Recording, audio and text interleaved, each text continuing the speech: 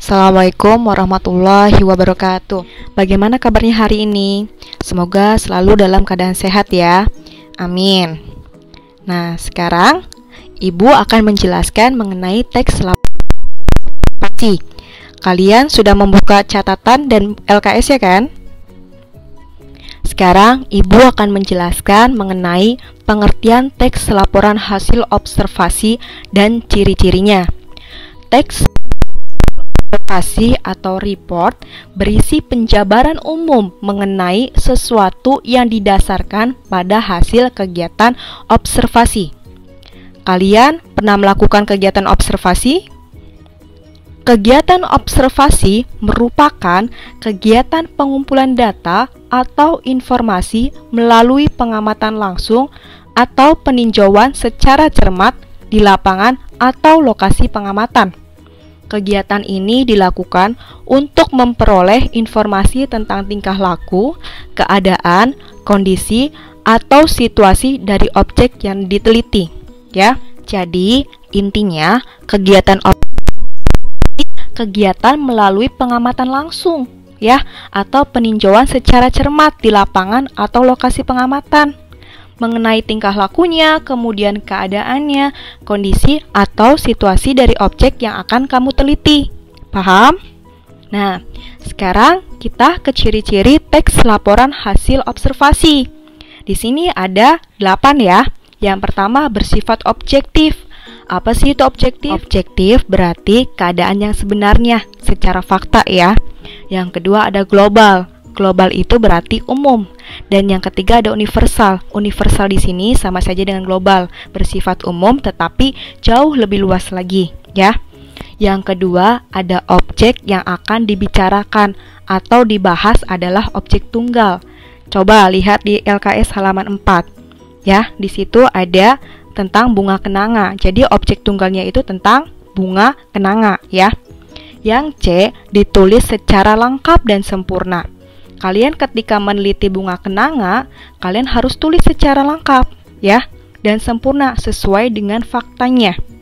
Yang keempat, ditulis berdasarkan fakta sesuai dengan pengamatan yang telah dilakukan.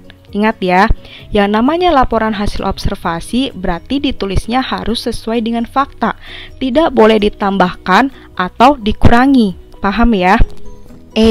Informasi teks merupakan hasil penelitian terkini yang sudah terbukti kebenarannya, berarti penelitian terbaru ya, dan sesuai dengan fakta. Yang F, tidak mengandung prasangka, dugaan, atau pemihakan yang menyimpang atau tidak tepat. Yang terakhir, saling berkaitan dengan hubungan berjenjang antara kelas dan subkelas yang terdapat di dalamnya. Maksudnya berjenjang di sini adalah nyambung antara pernyataan umum dengan pernyataan khususnya. Sekarang, struktur teks laporan hasil observasi. Di sini ada 4 struktur. Yang pertama, definisi umum. Definisi umum merupakan pembukaan yang berisi pengertian mengenai sesuatu yang dibahas di dalam teks. Sekarang dilihat LKS-nya halaman 4. Di situ judulnya kenanga. Berarti pengertiannya kenanga atau kananga odorata adalah bla bla bla bla ya, sampai titik. Kemudian definisi bagian. Definisi bagian merupakan bagian yang berisi ide pokok dari setiap paragraf atau penjelasan rinci. Sekarang dilihat pada paragraf kedua, di situ ada makropila, tumbuh dengan cepat, bla bla bla bla. Sekarang yang paragraf ketiga itu ada yilang-yilang, juga berupa pohon, sampai titik, ya.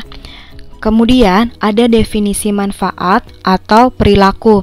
Definisi manfaat merupakan bagian yang menjelaskan manfaat dari sesuatu yang dilaporkan, biasanya untuk benda mati. Sementara itu, untuk mendefinisikan benda hidup, definisi yang digunakan adalah definisi perilaku. Sekarang dilihat yang paragraf keempat. Di situ ada kenanga biasa merupakan tumbuhan asli di Indonesia, ya. Bagian manfaatnya itu ada di kalimat terakhir. Di Indonesia, bunga kenanga banyak menempati peran di dalam upacara khusus, misalnya dalam upacara perkawinan. Dan yang terakhir, ada penutup atau simpulan. Penutup atau simpulan merupakan bagian rincian akhir teks laporan hasil observasi. Penutup dapat berisi simpulan berupa tanggapan atau interpretasi penulis tentang objek yang dibahas. Penutup atau simpulan bersifat opsional. Ada, boleh tidak, ya. Jadi kesimpulan itu boleh kamu tulis, boleh juga tidak ditulis. Kalau seandainya dalam LKS, coba kamu lihat itu ada di paragraf terakhir. Kenanga adalah flora identitas Aceh dan Provinsi Sumatera Utara. Sampai titik. Paham ya sampai sini? Sekarang mengenai kaidah kebahasaan teks laporan hasil observasi. Yang pertama ada kata, frasa, verba, dan nomina. Apa sih itu kata? Kata adalah gabungan dari beberapa huruf. Tahu huruf ya? A, B, C, sampai Z itu termasuk dalam huruf. Nah, di sini ada contoh kata. Contohnya, buku, berarti gabungan dari beberapa huruf ya. B, U, K, U. Ya. Yang kedua ada frasa. Frasa adalah gabungan dari beberapa kata, minimal 2 kata. Contoh, buku saya. Yang ketiga ada verba. Verba adalah kata kerja. Contoh, membaca, menulis, memakan, itu termasuk ke dalam kata kerja. Yang keempat ada nomina. Nomina adalah kata ganti orang. Contoh, aku, dia, mereka, kamu, ya. Dan ada kalimat simpleks juga kalimat kompleks. Kalimat simpleks adalah kalimat tunggal. Berarti maksudnya hanya memiliki satu kalimat. Contoh yang pertama, Dewi belajar menari. Contoh kedua, Joni terjatuh dari sepeda. Dan kalimat kompleks adalah kalimat majemuk bertingkat yang tersusun atas kalimat utama sebagai induk kalimat, kemudian diikuti anak kalimat. Berarti kalimat kompleks memiliki 2 kalimat. Ya, kalimat utama sebagai induk kalimat, kalimat kedua sebagai anak kalimat. Contoh, aku membeli baju baru. Itu berarti kalimat utamanya ya, atau induk kalimat. Yang keduanya, tetapi ukurannya terlalu kecil saat dicoba. Nah, itu termasuk ke dalam anak kalimat. Paham belum? Ya, ingat, kalau kalimat simpleks hanya 1 kalimat, kalau kalimat kompleks ada 2 kalimat, induk kalimat dan anak kalimat. Sekarang, gagasan pokok dan gagasan penjelas dalam menyusun teks laporan hasil observasi. Sebuah tulisan atau teks terdiri atas gagasan pokok dan gagasan-gagasan penjelas. Apa sih itu gagasan pokok? Apa sih itu gagasan penjelas? Gagasan pokok berarti ide pokok ya. Kalau gagasan penjelas berarti kalimat yang menjelaskan ide pokok. Paham belum? Sekarang dilihat LKS halaman 4 pada paragraf pertama. Di situ ada pengertian kenanga ya. Nah, itu namanya gagasan pokok. Kemudian di kalimat keduanya ada 2 forma kenanga, yaitu makropila, bla bla bla bla. Nah, itu namanya gagasan penjelas. Paham? Sebelum menyusun teks laporan hasil observasi, kalian diharuskan menentukan gagasan pokok dan gagasan penjelas teks laporan hasil observasi yang akan kalian susun. Jadi, kalian tentukan dulu gagasan pokoknya juga gagasan penjelasnya, ya. Mengembangkan teks dimulai dengan menuliskan gagasan-gagasan pokok terlebih dahulu. Jadi kalian tentukan dulu tuh yang utama gagasan pokoknya, ya. Setiap gagasan pokok dikembangkan menjadi 1 paragraf. Ingat ya, gagasan pokok harus dikembangkan menjadi 1 paragraf. Nah, dalam paragraf tersebut harus ada gagasan penjelasnya. Paham ya? Dan terakhir, ada langkah menyusun teks laporan hasil observasi. Nih, ini cara menyusun teks laporan hasil observasi ya.